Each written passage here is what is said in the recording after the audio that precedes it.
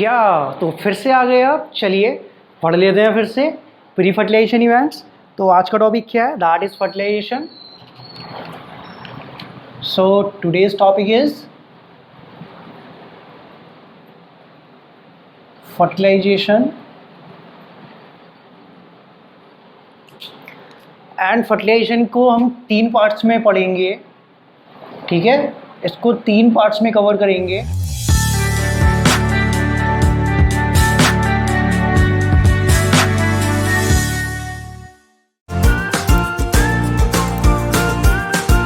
जो सबसे पहला वाला होगा that would be pre fertilisation events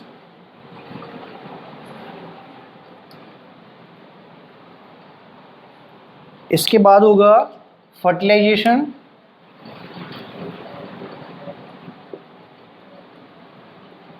क्या होगा इसके बाद? फर्टिलाइजेशन होगा and the last would be post fertilisation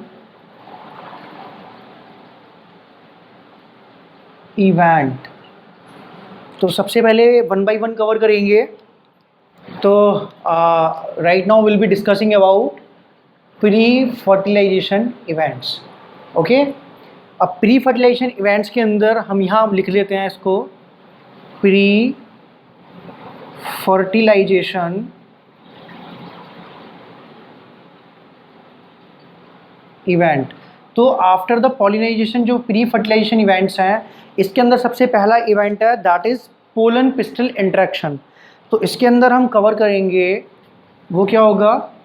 pollen pistol interaction. मतलब अब क्या हो रहा है? अब पोलन जो हो रहा है पिस्टल से बातें कर रहा है कि मुझको एंट्री दो, मेरे पास गैमीट्स हैं उनको रिलीज़ करने दो, फर्टिलाइजेशन करने दो, मैंगो फ्रूट्स बनने दो। ठीक है, बाकी लोग भी खाएंगे।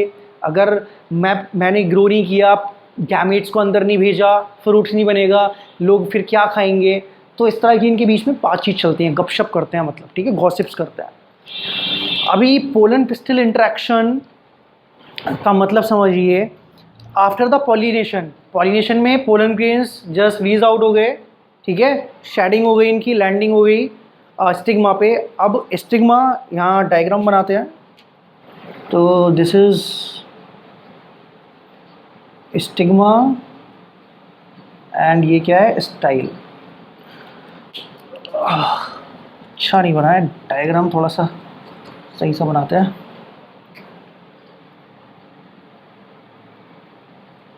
ठीक है,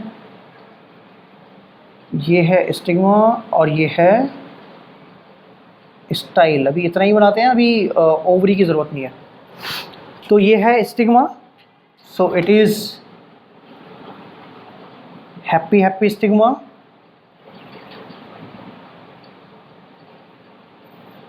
which is continuously looking to the pollen grain. So here is the pollen grain. Some different kind of pollen grains are there of same species, maybe some from a different species.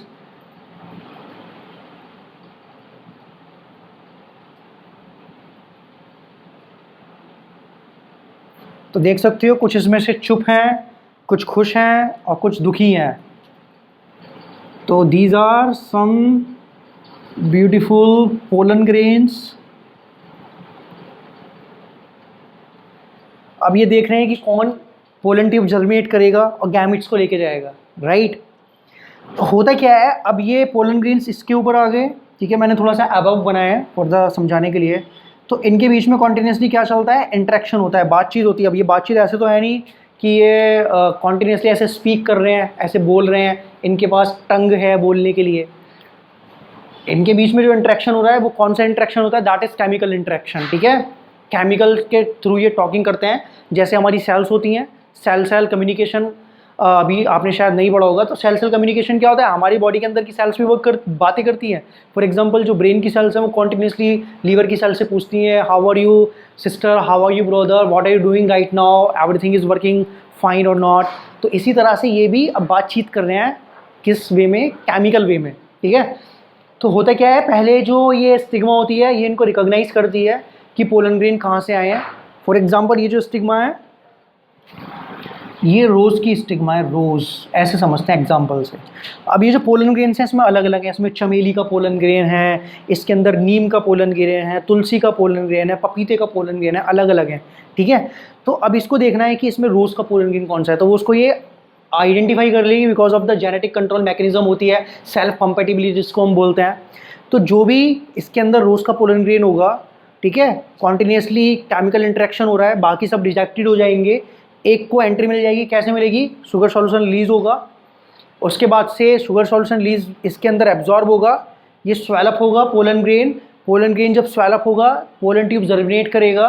Pollen tube germinate कहाँ से होकर जाएगी, इससे होती हुई style में जाएगी। अब जो पोलन ट्यूब है वो टू टाइप से जाती है, एक तो क्या है कि अगर ये होलो है, ये जो स्टाइल है वो होलो है, होलो का मतलब है बीच में स्पेस है, कोई सेल्स नहीं है, तब पोलन ट्यूब सीधा एंटर करेगी। अगर ये यहाँ से सॉलिड है तो यहाँ पे रेस्ट्रिक्शंस हैं, बैरियर्स हैं, यहाँ पे सारी अलग अलग सेल्स हैं, तो उसके लिए क्या होगा, उसके लिए जो पोलन ट्यूब होती है वो जो उसकी टिप होती है, ठीक है, वो एंजाइम्स रिलीज करती है। वो एंजाइम्स क्या करते हैं, सपोज करो कि ये कंडीशन है कि जो ये स्टाइल है वो सॉलिड है, सॉलिड स्टाइल समझ रहे हो कि इसके अंदर चारों तरफ क्या है, सेल्स हैं, टिश्यूज़ हैं, और इवन ये भी टिश्यूज़ होंगे इसके अंदर भी। तो इसको एंट्री कैसे करनी है, अगर इसने पोलन ग्रेन को आइडेंटिफाई कर लिया, रिकॉग्नाइज कर लिया, कंपेटिबल है उसके लिए, एक्सेप्ट कर लिया, सॉल्यूशन रिलीज़ किया और कीमोट्रॉपिज्म हो रही है, तो जो पोलन ट्यूब है जर्मिनेट करेगी, तो उसके अंदर जो एंजाइम्स हैं वो उसको डाइजेस्ट करेंगे। यहाँ पे जितने टिश्यूज़ हैं वो डाइजेस्ट होंगे, और फिर सीधा यहाँ से जो पोलन ग्रेन है वो होते हुए यहाँ से एंटर करेगी और फिर अंदर की तरफ जाएगी, ठीक है। ये सब डाइजेस्ट हो जाएंगे, इनके अंदर एंजाइम्स होते हैं जो उसको डाइजेस्ट करने में हेल्प करते हैं टिश्यूज़ को। अगर स्टाइल कैसी है, अगर स्टाइल सॉलिड है, अगर होलो है तो कोई बात नहीं है, स्मूथली पोलन ट्यूब अंदर की तरफ पेनिट्रेट कर जाएगी। तो इस तरह का जो इवेंट है, जब तक कि जो गैमीट्स हैं वो पूरे ओव्यूल के अंदर, जो एम्ब्रियो साइक है उसके अंदर रिलीज़ ना हो जाएं, तो रिलीजिंग द गैमीट्स, ठीक है, तो गैमीट के रिलीज होने से पहला का जितना भी इवेंट है, ठीक है, पोलन के बीच में और पिस्टिल के बीच में जो भी चल रहा है केमिकल इवेंट, उसको हम कहते हैं पोलन पिस्टिल इंटरेक्शन, ठीक है। इसके बाद जब उसके अंदर गैमीट्स ट्रांसफ़र हो गए तो उसका मतलब क्या है, फिर तो फ्यूज़न हो गया गैमीट्स का, तो दैट इज़ फर्टिलाइजेशन। तो प्री फर्टिलाइजेशन इवेंट्स में क्या है, पोलन पिस्टिल इंटरेक्शन। तो यहाँ पे कैसे कैसे होता है, सबसे पहले क्या होता है, जो लैंडिंग ऑफ पोलन ग्रेन है to the stigma, that is pollination. उसके बाद क्या होता है, रिकॉग्निशन। तो अगर हम इसको पॉइंट्स में देखें, recognition of pollen grain by stigma pollen grain को रिकॉग्नाइज कर रही है, ठीक है। इसके बाद में क्या है, secretion of sugar solution secret हो रहा है। इसके बाद क्या है, जर्मिनेशन ऑफ पोलन ट्यूब का जर्मिनेशन हो रहा है। फिर क्या होगा,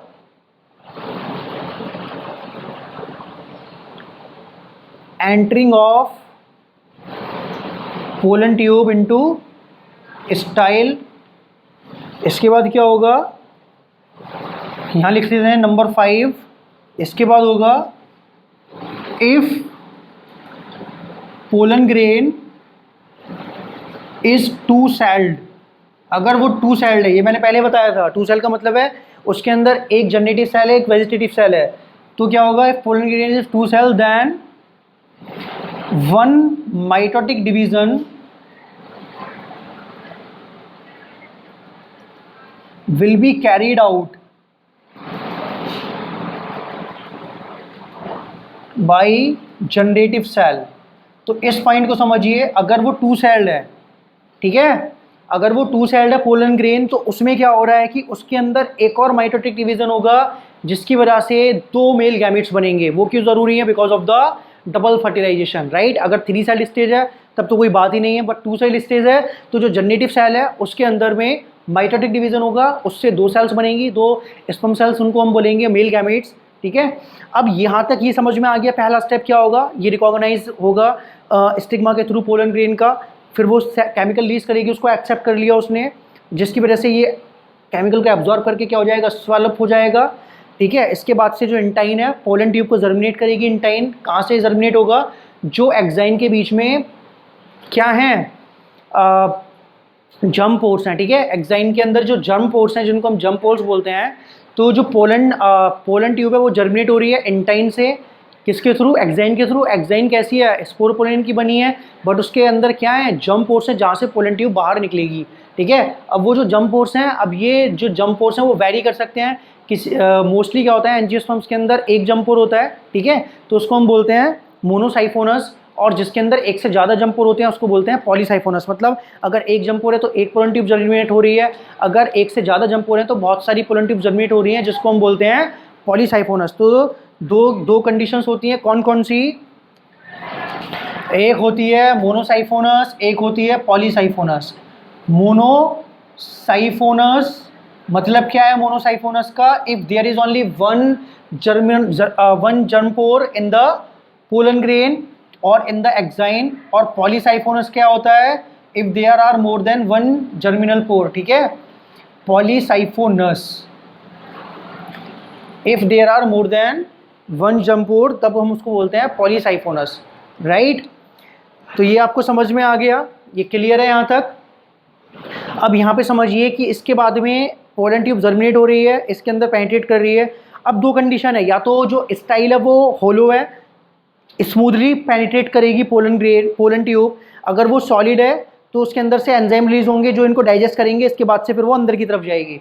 राइट, सबसे पहले क्या होता है, जैसे ही पोलन ट्यूब जर्मिनेट होती है तो टर्मिनल पे कौन रहता है, टर्मिनल पे रहती है वेजिटेटिव सेल, क्योंकि वेजिटेटिव सेल्स क्या करती है, वो बाकी एक्टिविटी को कंट्रोल करती है, वो इसकी ग्रोथ को कंट्रोल करने में हेल्प करती है। जो वेजिटेटिव सेल्स होती है उसके पास फूड मटेरियल भी होता है। ठीक है, और फिर क्योंकि जो गैमेट्स होते हैं नॉन मोटाइल्स होते हैं वो भी, तो वो उसको क्या करती है, एनर्जी प्रोवाइड करती है, वो माइटोसिस करते हैं, डिवीजन करते हैं। ठीक है, तो सबसे पहले टर्मिनल पे हमेशा वेजिटेटिव सेल रहती है और फॉलोड बाई जनरेटिव सेल। तो उसको फॉलो कौन करता है, जनरेटिव सेल उसको फॉलो करती है।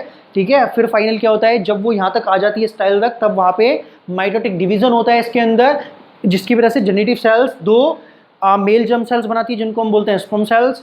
और फिर फाइनली इसके बाद में आता है फर्टिलाइजेशन इवेंट्स। तो अभी के लिए इतना ही था कि प्री फर्टिलाइजेशन इवेंट्स में क्या होता है। तो आई होप आपको समझ आया होगा what is the meaning of pollen pistil interaction. Clear है, अभी जो ये पोलन पिस्टिल इंटरेक्शन है, इसके बाद में अब हम पढ़ने वाले हैं फर्टिलाइजेशन। तो इसको फटाफट रब कर देते हैं, फिर हम नेक्स्ट लेक्चर में पढ़ेंगे fertilisation then post fertilisation events. Okay, so if you like the video, please hit the like button, share the video and subscribe the channel if you are new to my YouTube channel. Thank you.